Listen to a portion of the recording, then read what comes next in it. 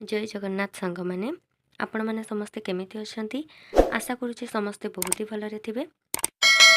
आसंता काली आमे सीडीपी रो growth and development and maturation विषय पढ़ी।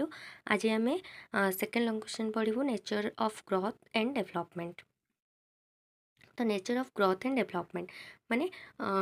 वृद्धि अभिवृद्धि एवं विकासर तार प्रकृति कौन से विषय आज आमे पढ़ू। Then often used as a synonyms terms, improved functioning implies certain qualitative changes leading to maturity. आर मीनिंग होची जे आमर अभिवृद्धि एवं विकास ये दुईटी होची प्रायतः समर्थक शब्द किंतु वास्तव में देखा गले वृद्धि होची विकास ठारू भिन्न। जेमिति आमर अभिवृद्धि अर्थ होची शारीरिक विकास को कहुए जमीती आमर आकार हो कि हाइट हो कि वेट हो आमर वृद्धि घटे किंतु एवं ताहाको आमे मापी पारि थाउ किंतु वास्तव में किंतु विकास होची कोन ना आमर ओवरऑल चेंजेस माने सामग्रिक परिवर्तन को आमर विकास कहुए। Then growth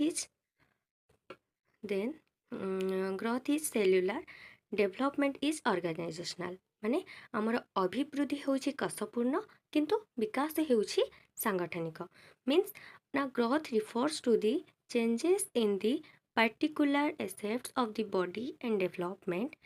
may imply the organization as a whole। माने आमर अभिवृद्धि क्या कहुए ना जे आमर पर्टिकुलर एसेप्ट्स ऑफ द बॉडी माने आमर शारीरिक परिवर्तन को बुझाउथिबा बेले आमर विकास आमर सांगठन माने ओवरऑल चेंजेस को बुझाए माने सामग्रिक परिवर्तन को बुझाए। Not only physical but also आमर इमोशनल हो कि इंटेलेक्चुअल हो माने सब प्रकार परिवर्तन को बुझाए। Then growth discontinuous development is progressive माने अभिवृद्धि आमर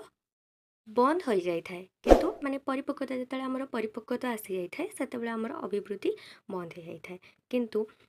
विकास कौन ना विकास होची प्रगतिशील माने यह बंद हो न थाए यह जीवन सारा चली थाए माने यह मातृगर्भ ठारू आरंभ करिकी मृत्यु पर्यंत मध्य आमर विकास चली थाए। देन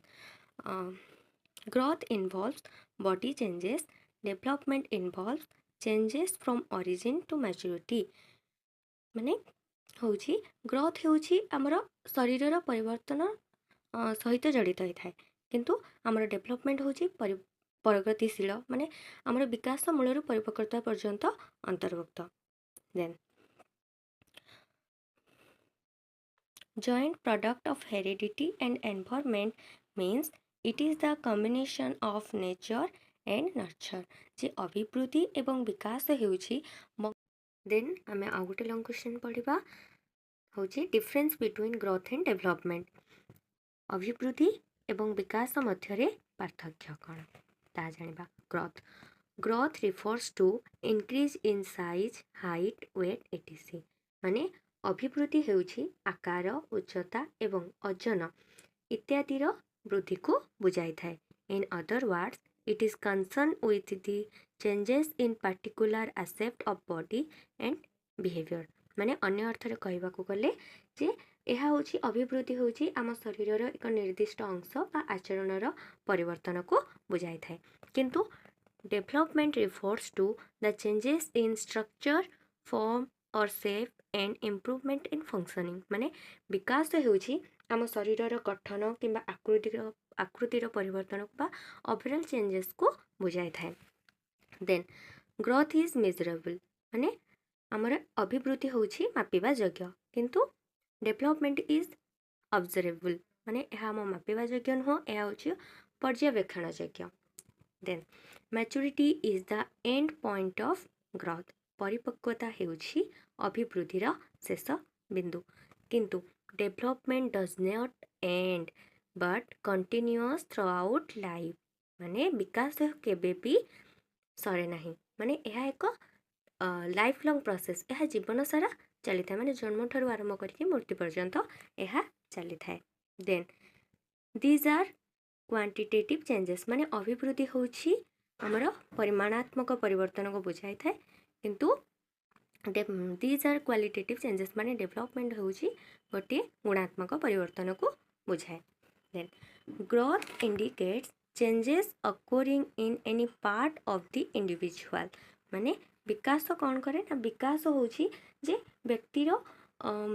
जेकोसी अंशरे शरीर जेकोसी अंशरे घटुवा परिवर्तन को सूचित करुଥାଏ किंतु डेवलपमेंट कौन ना development indicates the total integrated changes in an individual माने गोटे व्यक्तिर समुदाय परिवर्तन को माने तार सामग्रिक परिवर्तन को बुझाई थाए देन ग्रोथ इज फिजिकल माने अभिवृद्धि होची एक शारीरिक परिवर्तन को बुझाई थाए किंतु development can be physical but also emotional etc माने विकास केवल शारीरिक परिवर्तन नुहे ता सहित आमर इमोशनल हो सोशल हो कि इंटेलेक्चुअल हो माने सब प्रकार माने सामग्रिक परिवर्तन को बुझाए growth is a narrow term माने अभिवृद्धि होची एक संकीर्ण शब्द माने जहाँ आकार आमर आकार हो कि ओजन हो इत्यादि माने ये सब निर्दिष्ट प्रकार वृद्धि व्यवहृत होता है किंतु development is a wider term माने किंतु विकास होउची एक व्यापक एवं एक विस्तृत शब्द जहाँ अभिवृद्धि को मध्य अंतर्भुक्त करे पूरा हल लॉन्ग क्वेश्चन देखि नबा एटा होची हमर ग्रोथ एंड डेवलपमेंट मध्य रे डिफरेंस तांको मध्य रे कोन कोन पार्थक्य रही छी।